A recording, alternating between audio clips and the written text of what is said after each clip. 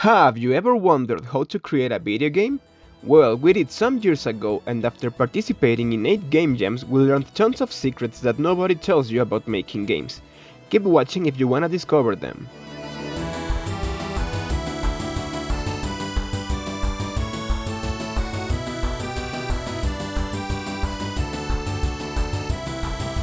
To be fair, 8 game jams isn't a lot, but it was more than enough to find real progress. Each jam pushed us to experiment, fail, learn and improve.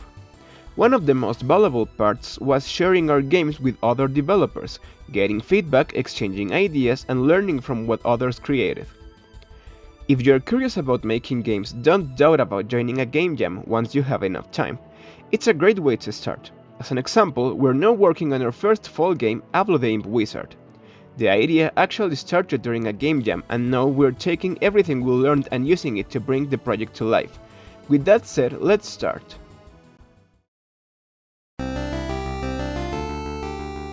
Before participating in our first game jam, we both tried to create games individually. None of them were released as we knew nothing about project management. Only with teamwork, we were able to bring our first game to life, Cybernight. Cybernight is an action platforming game we created for the Ginchu Jam, a Spanish contest hosted by the well-known content creator Ginchu. The jam's theme was "It's not as big as it looks", and our idea was to represent that with bosses that revealed to be smaller after one hit. It wasn't the most clever idea, we know.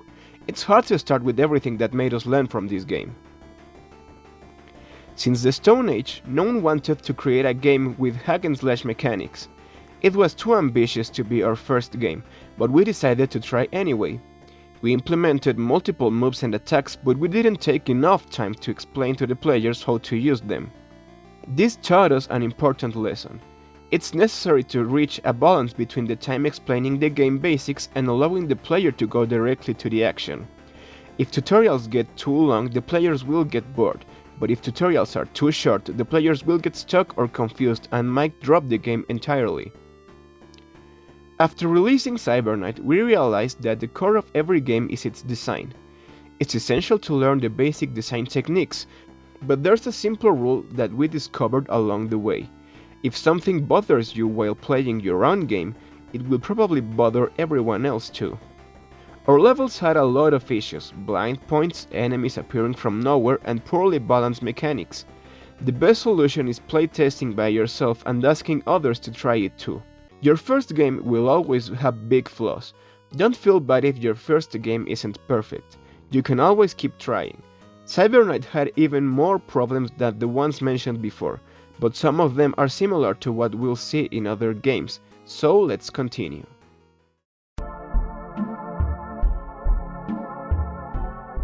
During October of 2021, we developed our second game. We joined the Dia de los Muertos Jam. We decided to create a top-down adventure game based on the Day of the Dead. In it, you're a dead farmer that wants to see his family again. It takes some elements of classic 2D Zelda games with improved bosses and dungeons compared with Cybernight. The name is Noite.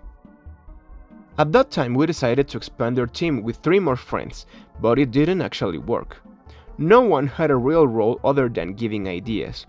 Teamwork needs a specific plan and management, or no one will take it seriously.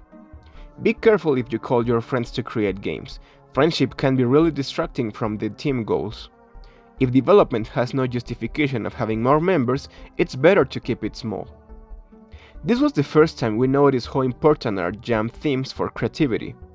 This one was focused on the Day of the Dead suffering. In Mexico, we decorate tables with food and stuff that our past loved ones used to like, hoping their souls come back during the Day of the Dead. We decided to include a small mechanic where you can invoke dead beings and obtain their abilities by building offerings to them. Even if the theme was included in our game, it wasn't the core of the experience and our ideas were really safe. The purpose of the jam's theme is to defy your creativity by creating a whole game around that idea. Our advice is to try to think out of the box and connect concepts distant from each other so you can create something innovative.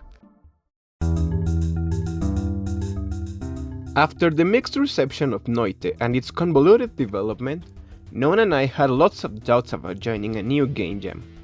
But something really cool appeared. It was the Mech Jam 3. And even if we were late, we decided to join. As a result, we created Plutonium Explosive Smasher DX Machine Slayer OGS Edition. It won the Fun Factor category, which wasn't a lot in comparison to other games, but it was enough to make us feel proud. One of the biggest points in the creation of Plutonium Explosive Smasher was the improved planification and the right use of a game design document. It's really different to create a game with a well-established route rather than improvising. Planning a game doesn't only mean to drop ideas and creative concepts. It requires to define deadlines, tasks, and priorities, and that's only talking about small developments, because in a bigger project managing budget and human resources become absolutely important. The different aspects of a game are linked between them, so having each of them in consideration will make things easier once you're coding or designing late aspects.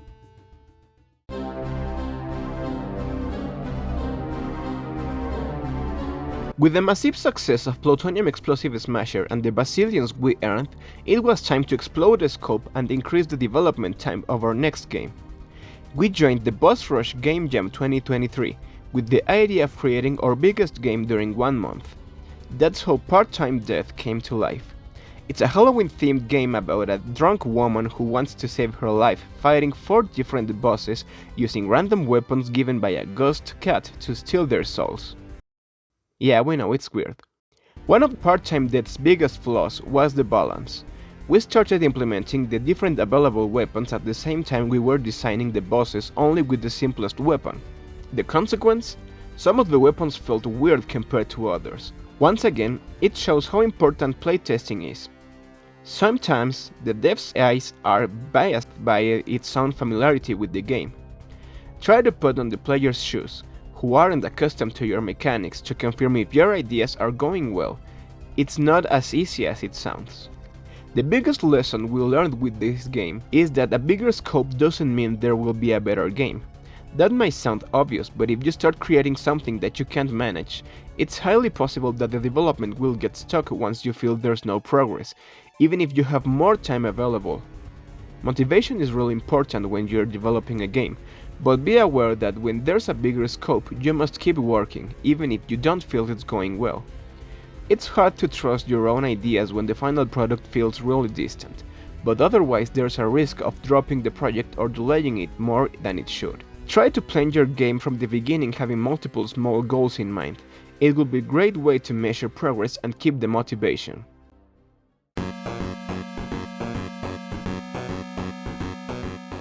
We aren't the biggest developers, and our experience is minuscule compared to others, but we hope our advice could encourage you to start creating your own games. We're developing our own big game, so if you haven't played Avlo's Game Jam version, now it's the perfect opportunity to give it a try. It's free. There are more tips we'd like to share with you from the other 4 games we developed. Would you like to watch the second part of this video? Let us know in the comments, or giving a like, subscribing or sharing our work with your friends. As you may notice, I'm not the same guy as in the last video. You can call me Geomont. I'm the other developer at Bad Life Games. From now you'll see different videos made by both of us, so we hope you like them. See you next time, bye!